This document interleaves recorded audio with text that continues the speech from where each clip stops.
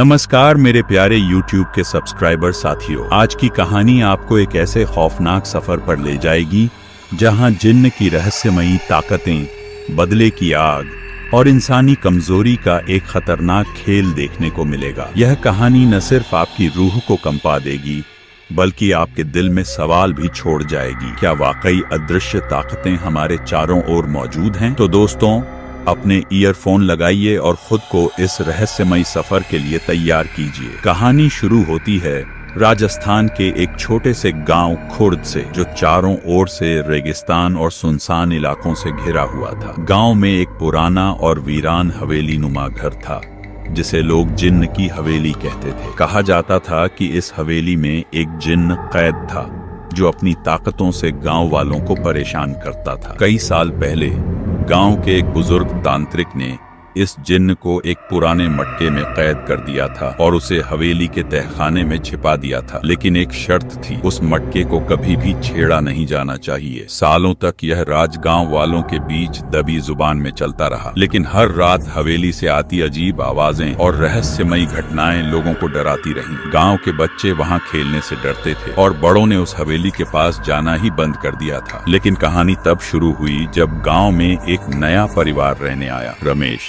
उसकी पत्नी सुमित्रा और उनकी 10 साल की बेटी पायल। रमेश एक सरकारी अफसर था और गांव में उसे पोस्टिंग मिली थी। रमेश ने गांव की इस पुरानी हवेली को किराए पर लिया क्योंकि यह सस्ती थी और देखने में भव्य लगती थी। गांव वालों ने रमेश को समझाने की कोशिश की, लेकिन उसने उनकी बातों को अंधविश्वास कहकर टाल दिया। पहली रात हवेली में सब कुछ सामान्य लग रहा था, लेकिन जैसे ही आधी रात हुई, हवेली में अजीब घटनाएं शुरू हो गईं। सुमित्रा को ऐसा लगा जैसे कोई उसके कमरे में चल रहा हो। पायल को बार बार एक परछाई दिख रही थी जो खिड़की के बाहर मंडरा रही थी। रमेश ने इसे उनकी कल्पना मानकर नजरअंदाज कर दिया। अगले दिन रमेश तहखाने का दरवाजा खोलने गया। तहखाना धूल और जालों से भरा हुआ था। वहां एक कोने में एक पुराना मटका रखा था जिस पर कुछ अजीब से निशान बने हुए थे। रमेश ने मटके को गौर से देखा, लेकिन उसे कुछ खास नहीं लगा। उसने मटके को छूने की कोशिश की, तभी एक तेज झटका महसूस हुआ। वह डरकर पीछे हट गया। रात होते ही हवेली में हलचल बढ़ गई। दरवाजे अपने आप खुलने और बंद होने लगे। सुमित्रा ने रमेश से कहा, यह जगह सही नहीं लगती, हमें यहाँ से चले जाना चाहिए। लेकिन रमेश ने उसकी बात को नजरअंदाज कर दिया। तीसरी रात कुछ ऐसा हुआ जिसने रमेश को भी झकझोर दिया। आधी रात को पायल अचानक अपने कमरे से गायब हो गई। सुमित्रा ने जब पायल को कमरे में नहीं पाया तो वह घबरा गई। रमेश ने पूरे घर में पायल को ढूंढा, लेकिन वह कहीं नहीं मिली। तभी तहखाने से पायल की चीखने की आवाज आई। रमेश और सुमित्रा ने डरते डरते तहखाने का दरवाजा खोला। अंदर का नजारा देखकर उनके होश उड़ गए। पायल मटके के पास बेहोश पड़ी थी और मटका अपने आप हिल रहा था। रमेश ने पायल को उठाया और बाहर भाग आया, लेकिन तभी हवेली के हर कोने से एक गहरी और भयानक हंसी गूंजने लगी। अगले दिन रमेश ने गांव के बुजुर्गों से मदद मांगी। उन्होंने रमेश को बताया कि मटके को छेड़ने से जिन्न जाग गया है। जिन्न बदला लेना चाहता है क्योंकि उसे सालों तक कैद में रखा गया था। बुजुर्गों ने रमेश को चेतावनी दी कि अगर जिन्न को रोका नहीं गया तो वह पूरे गांव को तबाह कर देगा। रमेश ने तय किया कि वह जिन्न का सामना करेगा। उसने एक तांत्रिक को बुलाया जिसने हवेली में पूजा और अनुष्ठान करने की बात कही, लेकिन तांत्रिक ने भी रमेश को आगाह किया, यह जिन्न बहुत शक्तिशाली है, इसे रोकना आसान नहीं होगा। अगर अनुष्ठान में जरा सी भी चूक हुई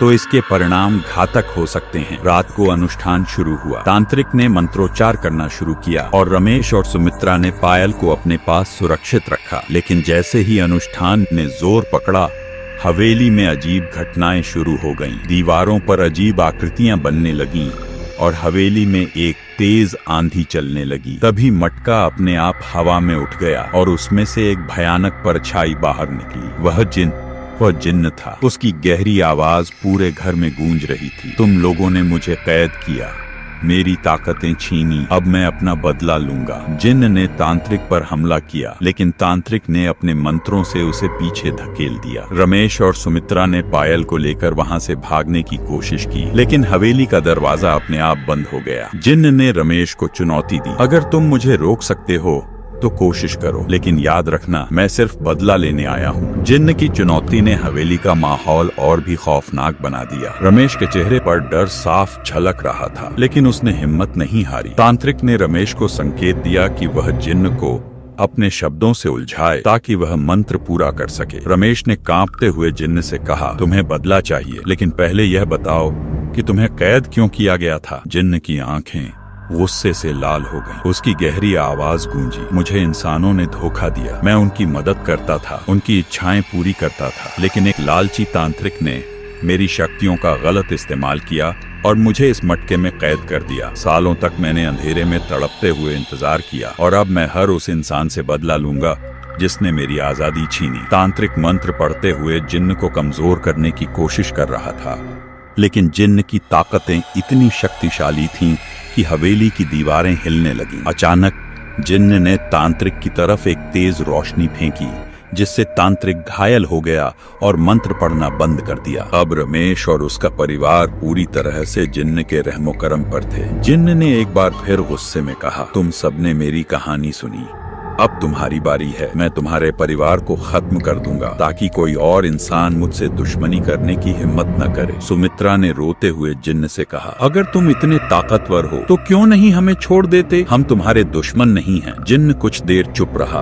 मानो उसकी बातों ने उसे सोचने पर मजबूर कर दिया हो, लेकिन अगले ही पल वह फिर से गुस्से में आ गया और कहा, तुम इंसान झूठे और धोखेबाज हो, मैं तुम पर भरोसा नहीं कर सकता। तभी पायल, जो अब तक चुप थी, अचानक जिन्न के सामने खड़ी हो गई। उसकी मासूम आंखों में डर तो था, लेकिन साथ ही एक अजीब सा आत्मविश्वास भी। उसने कहा, अगर तुम सच में इतने ताकतवर हो तो किसी मासूम बच्चे को नुकसान पहुंचाने की क्या जरूरत है? क्या ये तुम्हारी ताकत को छोटा नहीं बनाता? जिन्न पायल की बात सुनकर कुछ पल के लिए ठिठक गया। उसकी भयानक आंखें अब पायल को गौर से देख रही थीं। उसने कहा, तुम मुझसे डरती नहीं हो? पायल ने सिर हिलाते हुए कहा, डरती हूँ, लेकिन अगर तुम सही हो तो तुम्हें हमें नुकसान नहीं पहुँचाना चाहिए। जिन्न ने गहरी सांस ली और कहा, तुम्हारी बातों में सच्चाई है, लेकिन मैं अब भी इंसानों पर भरोसा नहीं कर सकता। तभी तांत्रिक, जो अब तक दर्द में पड़ा था, हिम्मत जुटाकर बोला, अगर तुमने वाकई इंसानों की मदद की थी तो मैं तुम्हें आजाद करने का वचन देता हूँ, लेकिन बदले में तुम्हें वादा करना होगा कि तुम किसी को नुकसान नहीं पहुँचाओगे। जिन्न ने तांत्रिक की बात पर ध्यान दिया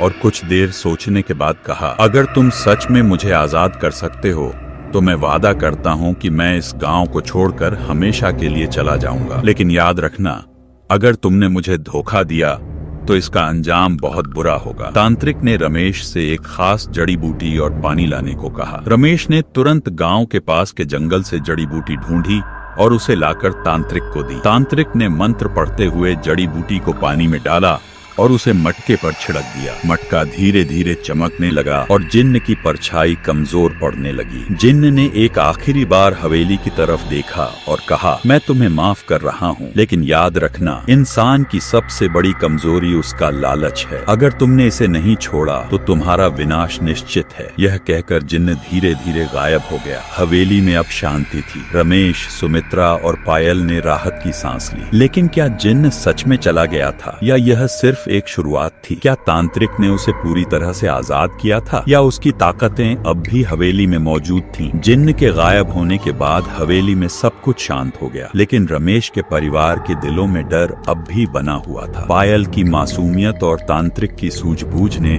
जिन्न को रोक दिया था, लेकिन यह सब कुछ इतना आसान नहीं लग रहा था। सुमित्रा ने रमेश से कहा, हमें अब इस हवेली को छोड़ देना चाहिए, यहाँ रहना सुरक्षित नहीं है। रमेश, जो अब तक खुद को मजबूत दिखाने की कोशिश कर रहा था, अंदर से बुरी तरह हिल चुका था। उसने सुमित्रा की बात मान ली। अगले ही दिन उन्होंने गाँव छोड़ने का फैसला किया। तांत्रिक ने भी रमेश को सलाह दी, इस जगह से दूर चले जाओ, यहाँ की ऊर्जा अब भी अशांत है। जिन्न के वादे पर भरोसा करना मुश्किल है। रमेश ने जल्दबाजी में सामान पैक किया और परिवार को लेकर गांव से बाहर निकल गया। लेकिन जैसे ही वे गांव की सीमा पार करने लगे, पायल ने अचानक गाड़ी रोकने को कहा। उसकी आंखें अजीब तरीके से चमक रही थीं। उसने गहरी आवाज में कहा, तुम लोग मुझे छोड़कर नहीं जा सकते, मैं अब भी तुम्हारे साथ हूँ। रमेश और सुमित्रा ने घबराकर पायल की तरफ देखा। उसकी आवाज और हाव भाव बिल्कुल बदल चुके थे। ऐसा लग रहा था जैसे वह पायल नहीं बल्कि कोई और है। सुमित्रा ने डरते हुए कहा, पायल, ये तुम क्या कह रही हो? पायल ने गुस्से से जवाब दिया, मैं पायल नहीं हूँ, मैं वही हूँ जिसे तुमने आजाद किया। तुमने सोचा कि मुझे आसानी से कैद से बाहर निकालकर सब कुछ खत्म हो जाएगा। रमेश के होश उड़ गए। उसे समझ आ गया कि जिन्न ने उन्हें धोखा दिया है। वह की बात ही पूरी तरह से आजाद नहीं हुआ था। उसने पायल के शरीर को अपनी ताकतों से घेर लिया था। जिन्न की गहरी आवाज गूंजने लगी, मैंने तुमसे कहा था कि इंसान का लालच उसे बर्बाद कर देगा। तुमने मुझे छेड़ा, अब इसकी सजा भुगतनी होगी। रमेश ने तांत्रिक को फोन करने की कोशिश की, लेकिन फोन की लाइन कट चुकी थी। गाड़ी के चारों ओर तेज आंधी चलने लगी। सुमित्रा रोते हुए पायल के पास गई और उसे गले से लगाते हुए कहा, हमने तुम्हें आजाद किया, फिर तुम ऐसा क्यों कर रहे हो? हमारी बेटी को छोड़ दो। जिन्न ने ठहाका लगाते हुए कहा, तुमने मुझे आजाद किया, लेकिन मेरी ताकतों को नहीं समझा। मैं अब इस बच्ची के शरीर में रहूंगा और अपनी अधूरी इच्छाओं को पूरा करूंगा। रमेश ने हिम्मत जुटाकर कहा, तुमने वादा किया था कि किसी को नुकसान नहीं पहुंचाओगे। जिन्न ने जवाब दिया, वादा? इंसानों के वादे जितने खोखले होते हैं उतना ही मेरा भी था। अब मैं तुम्हें दिखाऊंगा कि मेरी ताकतें कितनी भयानक हैं। रमेश ने गाड़ी को वापस हवेली की तरफ मोड़ दिया। उसने सोचा कि अगर जिन्न को कहीं रोका जा सकता है तो वह हवेली ही है, लेकिन रास्ते में जिन्न ने गाड़ी के ब्रेक फेल कर दिए। गाड़ी तेज रफ्तार में रेगिस्तान की ओर बढ़ने लगी। सुमित्रा और रमेश ने जैसे तैसे गाड़ी को रोकने की कोशिश की, लेकिन गाड़ी एक बड़े पत्थर से टकरा कर रुक गई। गाड़ी से बाहर निकलते ही रमेश ने देखा कि उनके चारों ओर धूल का एक बड़ा बवंडर बन रहा है। बवंडर के बीचों बीच पायल खड़ी थी, लेकिन उसकी आंखें सफेद हो चुकी थीं और उसके चेहरे पर अजीब सी मुस्कान थी। रमेश ने चिल्लाकर कहा, तुम जो भी हो, हमारी बेटी को छोड़ दो। जिन्न ने गुस्से से जवाब दिया, अगर तुम चाहते हो कि मैं इसे छोड़ दूं तो मुझे एक नई कैद चाहिए, लेकिन याद रखना, यह कैद तुम्हारी जिंदगी की सबसे बड़ी कुर्बानी होगी। रमेश ने कांपते हुए पूछा, कैसी कुर्बानी? जिन्न ने ठंडी हंसी के साथ कहा, तुम्हें अपनी आत्मा मुझे सौंपनी होगी। अगर तुम तैयार हो तो मैं इस बच्ची को छोड़ दूंगा। रमेश और सुमित्रा दोनों असमंजस में थे। जिन्न की शर्त खतरनाक थी, लेकिन अपनी बेटी को बचाने के लिए उनके पास कोई और रास्ता नहीं था। तभी तांत्रिक वहां पहुंच गया। उसने जिन्न को रोकने के लिए मंत्र पढ़ना शुरू किया। जिन्न गुस्से में तांत्रिक की तरफ बढ़ा, लेकिन तांत्रिक ने उसे एक मंत्र से रोक दिया। उसने रमेश से कहा, इस बार गलती मत करना। जिन्न को वापस कैद करना ही एकमात्र रास्ता है, लेकिन यह आसान नहीं होगा। तुम्हें अपने डर पर काबू पाना होगा। रमेश ने हिम्मत जुटाकर जिन्न का सामना किया। उसने कहा, मैं तुम्हारी शर्त नहीं मानूंगा। अगर तुम्हें ताकतवर बनना है तो अपनी ताकत से बनो, हमारी कमजोरी से नहीं। तांत्रिक ने मंत्र पढ़ते हुए जिन्न को वापस मटके में कैद करने की प्रक्रिया शुरू की, लेकिन जिन्न ने अचानक एक और चाल चली। उसने रमेश को पायल और सुमित्रा के बीच एक खौफनाक चुनाव करने को कहा। तुम्हें इनमें से एक को खोना होगा, फैसला तुम्हारा है। जिन्न के इस खौफनाक सवाल ने रमेश और सुमित्रा को जैसे जड़ कर दिया। रमेश के चेहरे पर असमंजस और दर्द साफ झलक रहा था। उसने कभी सोचा भी नहीं था कि उसे ऐसा चुनाव करना पड़ेगा। सुमित्रा ने रमेश का हाथ पकड़ते हुए कहा, हम कोई चुनाव नहीं करेंगे, हमें पायल को बचाना होगा, चाहे कुछ भी हो जाए। तांत्रिक ने जल्दी से रमेश को चेताया, जिन्न तुम्हारे डर और भावनाओं से खेल रहा है। अगर तुम उसके जाल में फंसे तो सब खत्म हो जाएगा। ध्यान रखो, तुम्हें मजबूत बनना होगा। जिन्न ने गहरी और डरावनी हंसी के साथ कहा, तुम इंसानों की कमजोरी ही मेरी ताकत है। तुम मुझसे लड़ नहीं सकते, तुम्हारा अंत अब निश्चित है। तांत्रिक ने मंत्र को और तेजी से पढ़ना शुरू किया। जिन्न की शक्ति धीरे धीरे कमजोर होने लगी, लेकिन तभी पायल,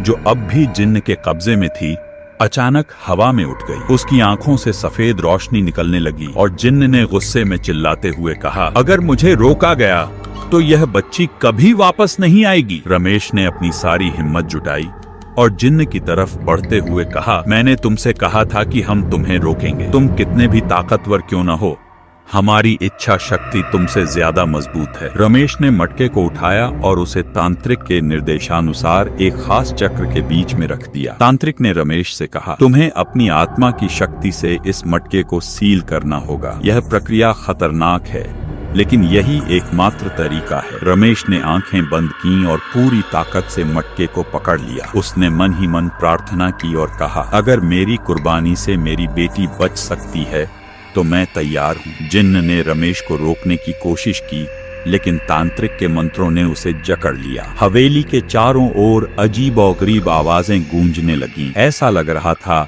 जैसे पूरा वातावरण जिन्न की ताकतों के खिलाफ लड़ रहा हो। तभी पायल अचानक जमीन पर गिर पड़ी। उसकी आंखें बंद थीं और वह बेहोश लग रही थी। सुमित्रा दौड़कर उसके पास गई और उसे गले से लगा लिया, लेकिन जिन्न अभी पूरी तरह से कमजोर नहीं हुआ था। उसने अपनी आखिरी ताकत जुटाकर तांत्रिक पर हमला किया। तांत्रिक ने मंत्र पढ़ते हुए जिन्न को वापस मटके में कैद कर दिया, लेकिन इस प्रक्रिया में वह खुद भी गंभीर रूप से घायल हो गया। जिन्न की आवाज गूंजती रही, तुमने मुझे अभी कैद किया है, लेकिन यह हमेशा के लिए नहीं है। मैं वापस आऊंगा और उस दिन तुम्हारी दुनिया में अंधेरा छा जाएगा। मटका अब पूरी तरह से सील हो चुका था। हवेली में एक अजीब सी शांति छा गई। तांत्रिक ने रमेश से कहा, यह मटका अब किसी सुरक्षित जगह पर छिपा देना, इसे कभी न खोलना। रमेश ने तांत्रिक का शुक्रिया अदा किया और कहा, आपने हमारी जान बचाई, हम आपके इस एहसान को कभी नहीं भूलेंगे। तांत्रिक ने मुस्कुराते हुए कहा, यह मेरी जिम्मेदारी थी, लेकिन याद रखना यह जिन्न अब भी खतरा है, इसे कभी भी हल्के में मत लेना। रमेश और सुमित्रा ने पायल को गाड़ी में बैठाया और हवेली को हमेशा के लिए छोड़ने का फैसला किया। लेकिन जैसे ही वे गाँव की सीमा पार कर रहे थे, पायल अचानक जाग गई। उसकी आंखें सामान्य लग रही थीं, लेकिन उसने एक धीमी आवाज में कहा, पापा, वो जिन्न सच में वापस आएगा। रमेश और सुमित्रा ने पायल की बात सुनकर गहरी चिंता महसूस की। गाड़ी में सन्नाटा छा गया। पायल अब सामान्य लग रही थी, लेकिन उसकी आंखों में एक अजीब सी चमक थी। सुमित्रा ने डरते हुए पूछा, पायल, तुमने ऐसा क्यों कहा? क्या तुमने कुछ और देखा? पायल ने थोड़ी देर चुप रहकर जवाब दिया, मुझे नहीं पता माँ, लेकिन जब मैं बेहोश थी मुझे ऐसा लगा जैसे कोई मुझे बुला रहा हो। एक अंधेरी जगह से आवाजें आ रही थीं। वो कह रहे थे कि यह सब अभी खत्म नहीं हुआ। रमेश ने सुमित्रा को सांत्वना देते हुए कहा, हो सकता है यह सब पायल के दिमाग पर जिन्न के असर का परिणाम हो। हमें अब इस बारे में ज्यादा नहीं सोचना चाहिए। सबसे पहले हमें इस मटके को किसी सुरक्षित जगह पर छिपाना होगा। उन्होंने तांत्रिक के निर्देशानुसार मटके को गाँव से दूर एक गहरे कुएं में डालने का फैसला किया। वह कुआं वर्षों से बंद पड़ा था और गांव के लोग इसे शापित मानते थे। रमेश ने सोचा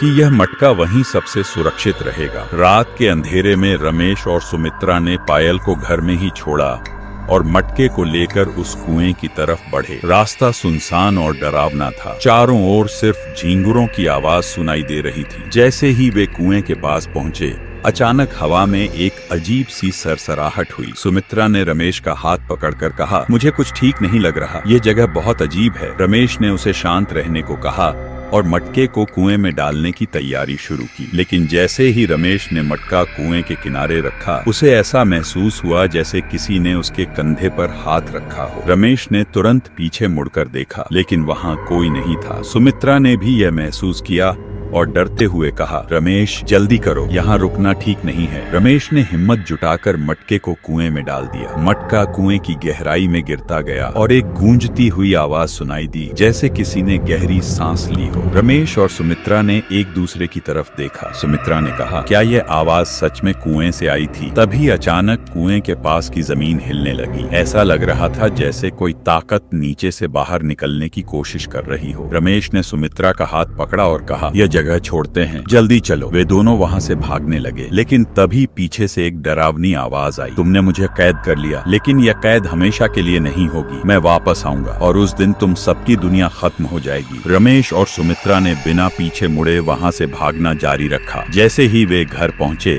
उन्होंने पायल को सोता हुआ पाया, लेकिन पायल के चेहरे पर एक अजीब सी शांति थी जो रमेश और सुमित्रा को असहज कर रही थी। अगले दिन रमेश ने तांत्रिक को फोन किया और पूरी घटना के बारे में बताया। तांत्रिक ने गहरी आवाज में रमेश ने तांत्रिक से पूछा, क्या कोई तरीका है जिससे हम हमेशा के लिए इस खतरे से छुटकारा पा सकें? तांत्रिक ने कहा, इसका जवाब समय देगा। जिन्न की शक्ति को पूरी तरह खत्म करने के लिए हमें उसकी असली जड़ तक पहुंचना होगा, लेकिन वह आसान नहीं होगा। रमेश ने तांत्रिक की बात मान ली और अपने परिवार को सुरक्षित रखने के लिए हर संभव प्रयास करने का वादा किया, लेकिन उसके दिल में यह डर अब भी था कि जिन्न किसी न किसी तरह वापस आएगा। रमेश और सुमित्रा ने तांत्रिक की बातों को ध्यान में रखते हुए अपने जीवन को सामान्य बनाने की कोशिश की। पायल अब धीरे धीरे ठीक लग रही थी, लेकिन कभी कभी उसकी आंखों में एक अजीब सी चमक रमेश और सुमित्रा को परेशान कर देती। एक दिन रमेश अपने काम पर था और सुमित्रा पायल के साथ घर में अकेली थी। अचानक पायल ने कहा, माँ, क्या आप जानते हैं कि वह जिन्न मुझसे फिर बात कर रहा है? सुमित्रा ने घबराकर पूछा, क्या? तुम क्या कह रही हो पायल? वह जिन्न तो अब मटके में बंद है। पायल ने ठंडे स्वर में जवाब दिया, नहीं माँ, वह मटके में बंद नहीं है, वह यही है, हमारे बीच। सुमित्रा को पायल की बातों से डर लगने लगा। उसने तुरंत रमेश को फोन किया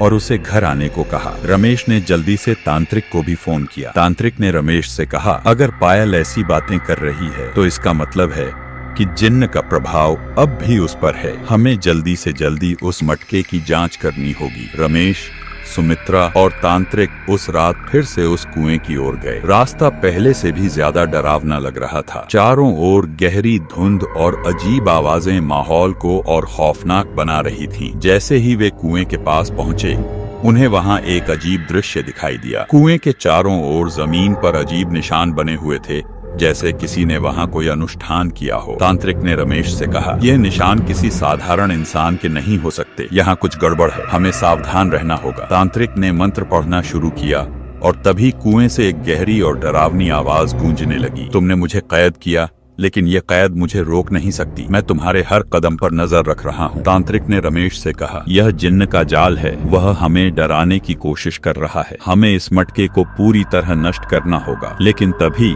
पायल, जो घर में सो रही थी, अचानक जाग गई। उसकी आंखें सफेद हो चुकी थीं और वह जैसे किसी अज्ञात शक्ति के वश में थी। उसने धीरे धीरे घर का दरवाजा खोला और अंधेरे में चलने लगी। रमेश और सुमित्रा को इसकी भनक नहीं थी। तांत्रिक ने मटके को कुएं से बाहर निकालने की कोशिश की, लेकिन मटका जैसे जमीन से चिपक गया था। तभी कुएं से एक धुएं का बादल निकला और उसने तांत्रिक को चारों तरफ से घेर लिया। तांत्रिक ने मंत्रों का जाप तेज कर दिया, लेकिन जिन्न की शक्ति बढ़ती जा रही थी। उसी समय पायल कुएं के पास पहुंच चुकी थी। उसकी चाल और आंखों से साफ पता चल रहा था कि वह अब पूरी तरह जिन्न के कब्जे में है। उसने रमेश और सुमित्रा की तरफ देखा और ठंडी आवाज में कहा, तुम मुझे कभी नहीं हरा सकते, यह शरीर अब मेरा है। रमेश और सुमित्रा को समझ नहीं आ रहा था कि क्या करें। तांत्रिक ने चिल्लाते हुए कहा, पायल को रोकने की कोशिश करो, अगर वह मटके के पास पहुंच गई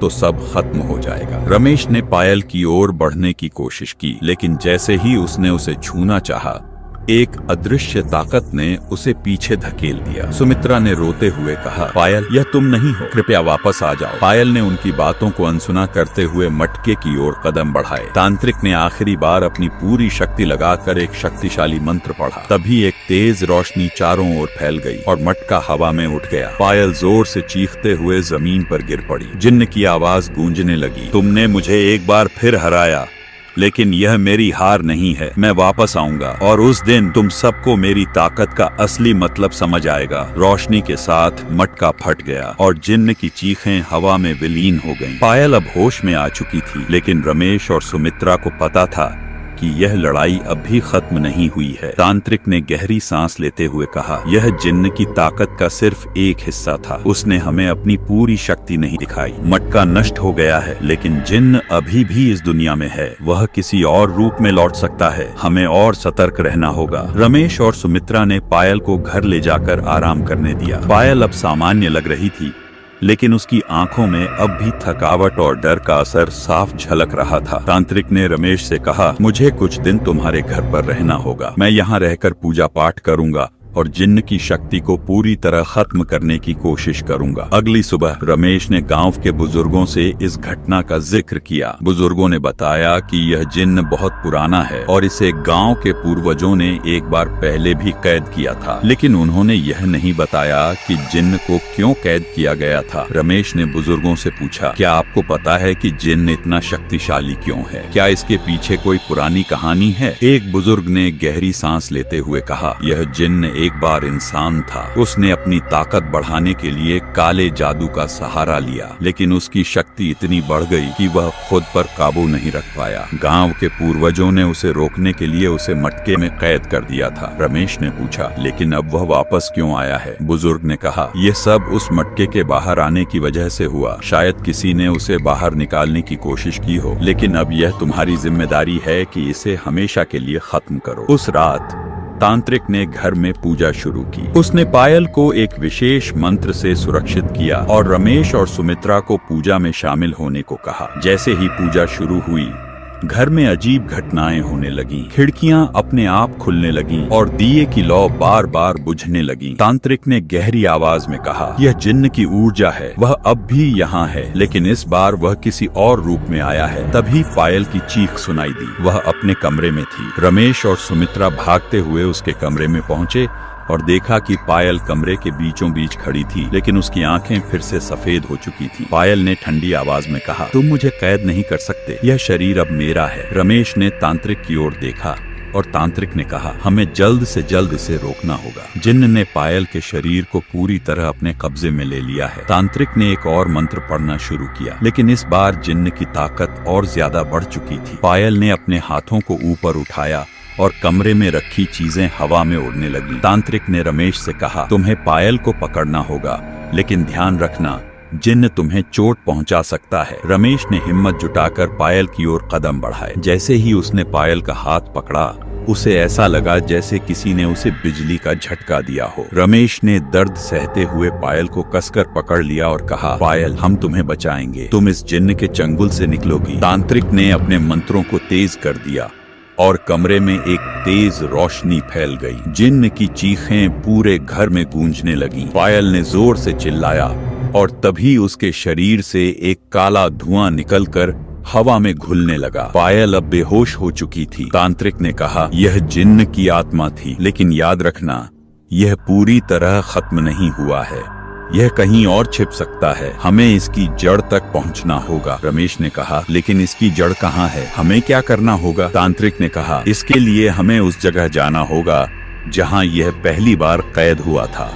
वही जगह हमें इसका असली राज बताएगी। तांत्रिक ने रमेश और सुमित्रा को समझाया कि जिन्न को पूरी तरह खत्म करने के लिए उस पुराने मंदिर में जाना होगा जहाँ इसे पहली बार कैद किया गया था। वह मंदिर गांव से कुछ ही दूरी पर एक घने जंगल के बीच स्थित था। अगली सुबह रमेश, सुमित्रा, पायल और तांत्रिक ने उस मंदिर की ओर प्रस्थान किया। जंगल में रास्ता बेहद डरावना था। पक्षियों की आवाजें भी खामोश थीं और हर कदम पर ऐसा लगता था जैसे कोई उन्हें देख रहा हो। मंदिर के पास पहुंचते ही तांत्रिक ने कहा, यह जगह अब भी जिन्न की ऊर्जा से भरी हुई है, हमें यहाँ बहुत सावधान रहना होगा। उन्होंने पूजा की सामग्री निकाली और मंदिर के अंदर कदम रखा। मंदिर की दीवारों पर अजीब सी आकृतियां बनी हुई थीं, जो किसी अनजानी भाषा में थी। तांत्रिक ने एक जगह पर रुककर कहा, यही वह स्थान है जहां जिन्न को पहली बार कैद किया गया था। यहाँ उसकी आत्मा का एक हिस्सा अब भी मौजूद है, हमें इसे पूरी तरह नष्ट करना होगा। जैसे ही तांत्रिक ने मंत्र पढ़ना शुरू किया, पूरे मंदिर में तेज हवाएं चलने लगी, दिए बुझने लगे और एक गहरी आवाज गूंजने लगी, तुम मुझे नष्ट नहीं कर सकते, मैं अमर हूँ। तांत्रिक ने अपनी पूजा जारी रखी। रमेश और सुमित्रा ने पायल को पकड़ रखा था क्योंकि वह फिर से बेचैन हो रही थी। अचानक एक काले धुएं का गुब्बार मंदिर के बीचों बीच प्रकट हुआ। वह जिन्न था जो अपनी पूरी ताकत के साथ सामने आ चुका था। तांत्रिक ने अपनी ऊर्जा का अंतिम इस्तेमाल करते हुए एक शक्तिशाली मंत्र पढ़ा। रोशनी की एक तेज किरण ने जिन्न को घेर लिया। वह चीखने लगा, यह खत्म नहीं होगा, मैं लौटूंगा। लेकिन रोशनी इतनी तेज थी कि जिन्न का काला धुआं धीरे धीरे गायब होने लगा। मंदिर शांत हो गया। तांत्रिक ने थकान भरी आवाज में कहा, यह जिन्न अब हमेशा के लिए खत्म हो चुका है, इसका कोई अंश अब इस दुनिया में नहीं बचा। रमेश और सुमित्रा ने राहत की सांस ली। पायल अब पूरी तरह ठीक लग रही थी। उन्होंने तांत्रिक का आभार व्यक्त किया और कहा, आपने हमारी जान बचाई, हम यह एहसान कभी नहीं भूलेंगे। तांत्रिक ने कहा, यह मेरी जिम्मेदारी थी, लेकिन याद रखें, इस दुनिया में अच्छाई और बुराई का संतुलन बना रहता है, हमेशा सतर्क रहें। वे सब मंदिर से बाहर आए। सूरज की रोशनी अब जंगल को रोशन कर रही थी, जैसे अंधेरे का अंत हो गया हो। दोस्तों, यह कहानी यहीं खत्म होती है, लेकिन क्या आप जानते हैं कि ऐसी और भी कई रहस्यमयी घटनाएं हमारे आसपास हो सकती हैं। अगर आपको यह कहानी पसंद आई हो तो हमारे चैनल को सब्सक्राइब करना न भूलें। लाइक और कमेंट करके हमें बताएं कि आपको सबसे खौफनाक पल कौन सा लगा। आपका प्यार और समर्थन हमें ऐसी और कहानियां लाने की प्रेरणा देता है। अगली बार फिर मिलेंगे एक नई और खौफनाक कहानी के साथ। धन्यवाद।